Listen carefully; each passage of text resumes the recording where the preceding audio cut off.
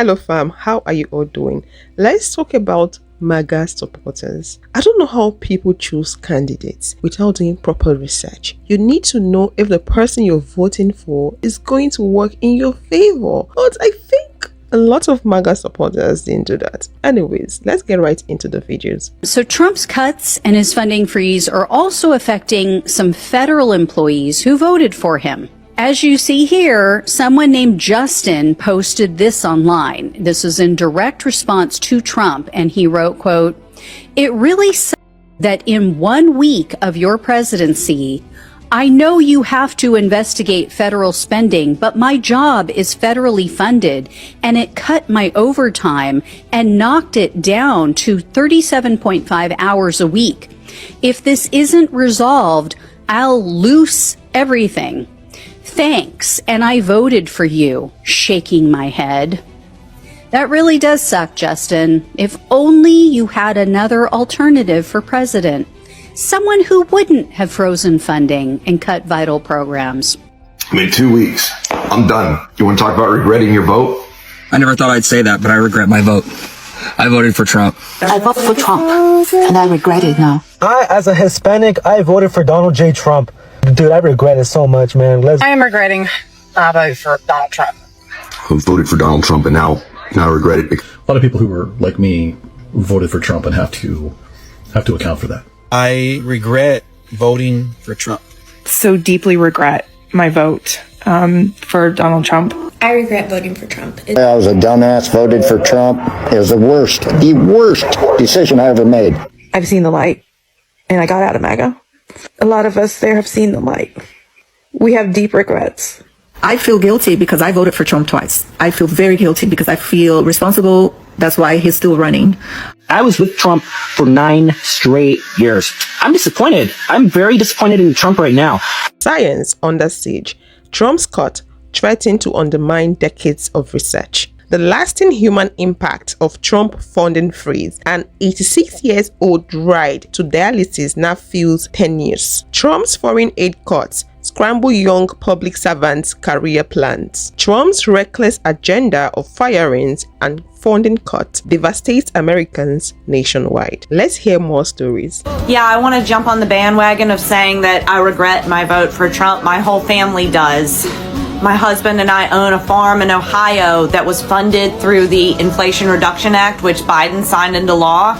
And now the executive orders from Trump are rolling back all of that funding for us. So now we can no longer afford our farm. And when all that happened, it was like a lightning bolt hit my brain. And I realized that I shouldn't just be voting for myself, that Trump's policies and EOs are hurting millions of people. But it took it affecting me personally to understand what I had done was wrong.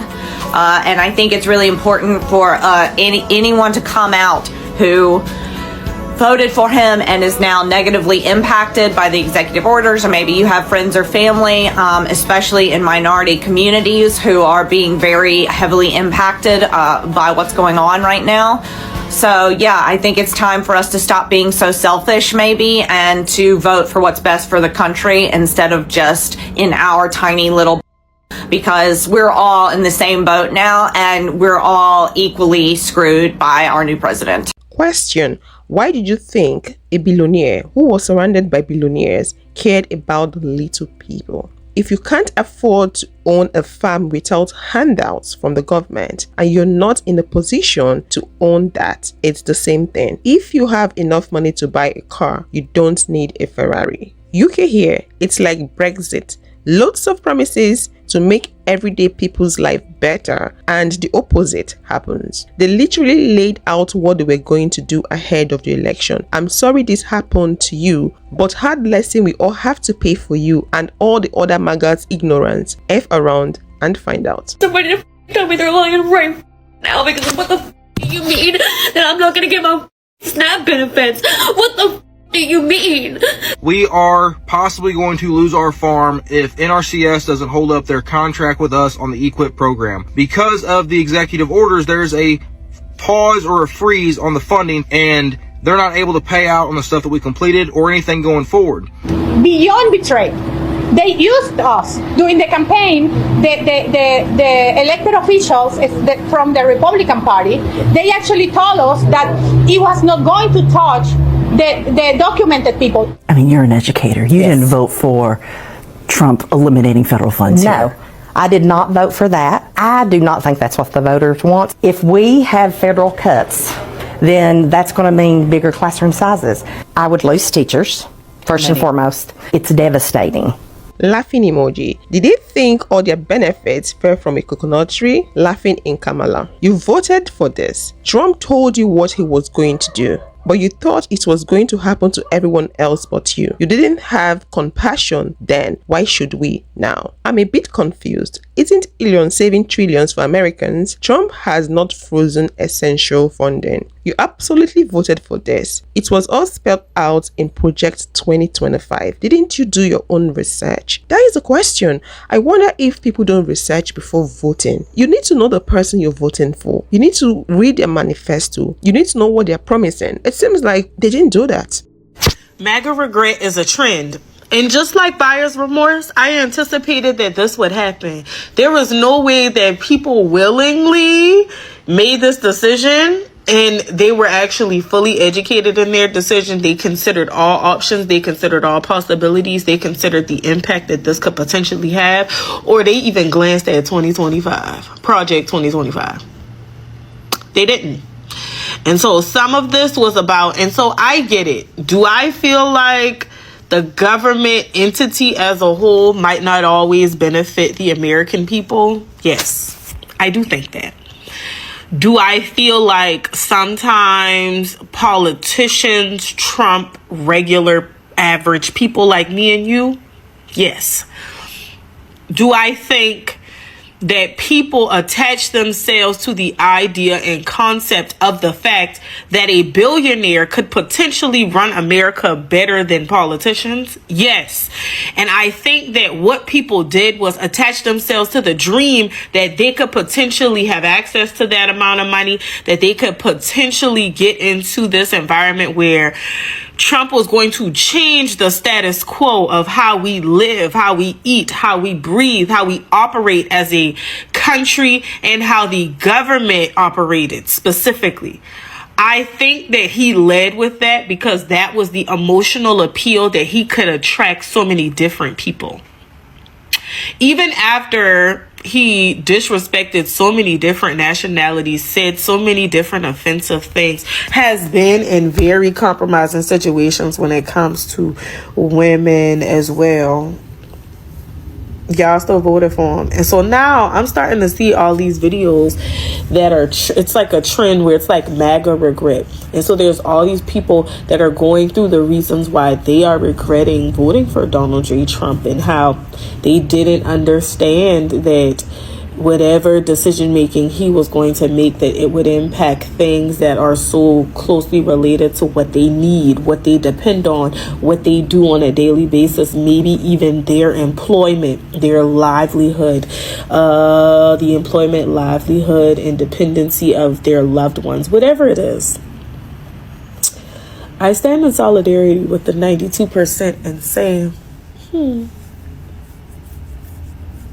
we told you so.